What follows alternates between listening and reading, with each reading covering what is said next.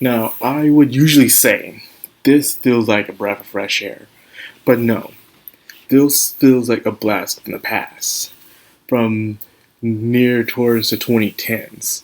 You know, those shows, My Life as a Teenage Robot, Life and Times of Juna Lee, and plenty of other shows like it, where you had a female character who wanted to fit in to society, but they had superpowers. They had a responsibility, and they had to take care of that responsibility.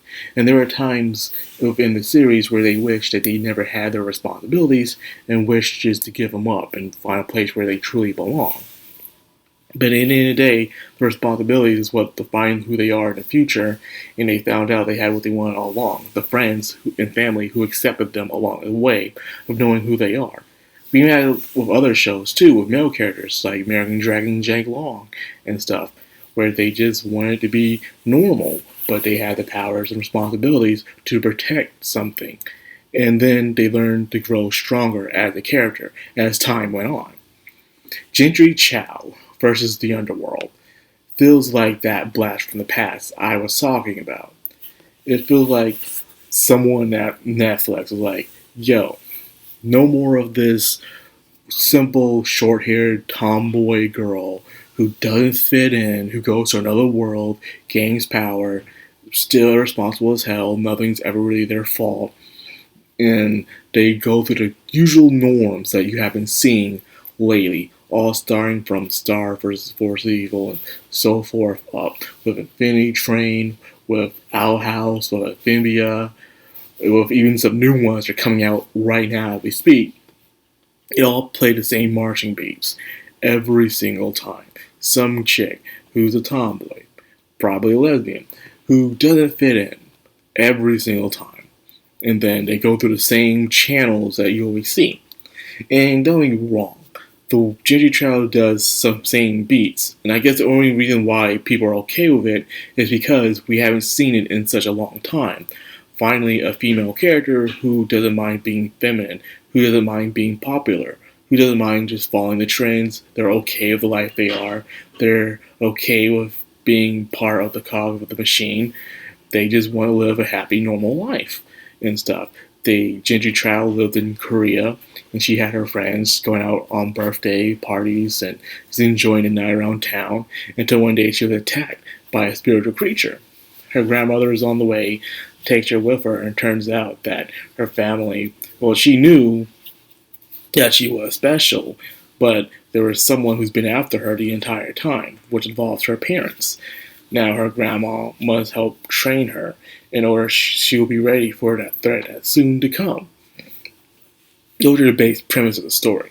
Plus, also 8 years ago, when she was little, she started a big fire that destroyed a majority of her hometown, which is in Texas. So yes, it's in Texas. Oh my God, it's in Texas. It's not in California, LA. It's not in freaking New York. It's in freaking Texas. I'll take it, but okay. I like that. Or no, out of the ordinary place that no one's ever heard of either. It's in somewhere that people know about, but not a lot of people looking at without everyone acting like a freaking hillbilly all the damn time. So, thank you for this. My goodness. So, Jentry Chau for that opening. The opening is catchy. I love the opening, man. It is really nice. It's colorful. It has this dark, secret tone that's behind it and stuff while she's trying to measure her powers and make friends, but her friends are also going through things as well. And it is different. Instead of her trying to keep her secret, which she tried to do, but realistically, it could never happen. And there are some questions I do have about the show. Because 8 years ago, she started a fire on accident, which burnt up a majority of the town, and a lot of people's lives were changed. But apparently throughout the show, people found out she did it, but yet there's no repercussion with her doing that. And so, like, she's not going to get in trouble, no one's going to question her, she just lives on her school life like nothing happened, you know? So I was kind of disappointed in that, but I asked myself, do you really want that? You know, first people were looking at her the wrong way until it turns out people are okay with finding out that monsters and spirits exist in this world. You know, he starts to understand this thing where you start to realize that if these creatures have lived among us for so long, it'll be impossible for them to, like, hide their identity from people for such a long time because how public everything is, how there's cameras and phones everywhere. There's no way you can no longer hide what's happening in the world anymore. So the fact that people are now more aware of the creatures, the spiritual presences that's happening, I think it's a better take on it. So to know that there's someone out there that can stop the threats makes more sense than it usually is. We're always doing the secret thing. That's how it usually is. Like, you gotta keep it a secret. American Dragon, Shank Long, or with Laughing Times of Jennifer Lee and stuff. It's always gotta be a secret. But how can you keep something that's so big and dangerous a secret for so long? It doesn't make any sense. So I do like that. It kind of takes on the my life as a teenage robot kind of thing, where everybody knows that she now has power, she has abilities, and she's absent sometimes because she has to go and fight off some sort of evil that's happening. But not every creature, of course, is evil. Some of them have their reasons. Some are actually sometimes scolding her for not being responsible enough or causing troubles for both worlds, which I do enjoy. She isn't this flawless girl. She has her flaws, she has her problems. And of course, she has her own conflict, learning who to trust and also trusting within herself as well. She at first tried her best to run away from these abilities and powers, but learned to accept them. And now she will become a better person for it. But then her secret past comes into play with it, with happening with her parents and what's really happening. It causes, once again, trust issues as well. And of course, there's some romance going on with one childhood friend and one newcomer guy that's happening with it.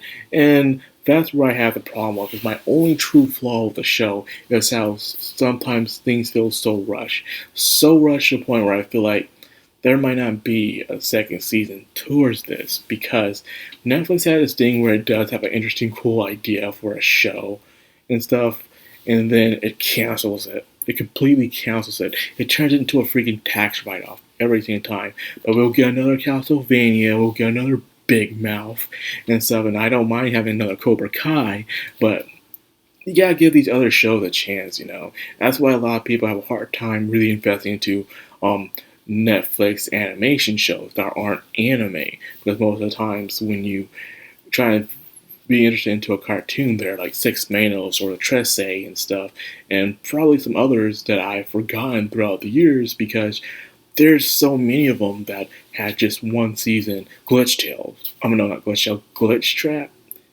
Glitch Tech or something is one of those two. I can't remember. See, I'm talking about like that right there. That was a good show. It only had one or two seasons, I believe, or was it one season, and it ended. And there were some shows I didn't even like, but it only had one season and it ended. Then, of course, there's shows like Big Mouth that didn't end, and then Big Mouth even had a second season. And then there are shows like freaking Disenchantment, which I kind of fell off because it got kind of boring. And then there's even shows like I did enjoy F is for Family. And I think that did eventually end after 4 seasons. But still, people fear that shows like Jentry Chau will not have a good swing because of Netflix and their lovely, lovely addiction to tax write-offs. Okay, the show's great. Oh, that's awesome.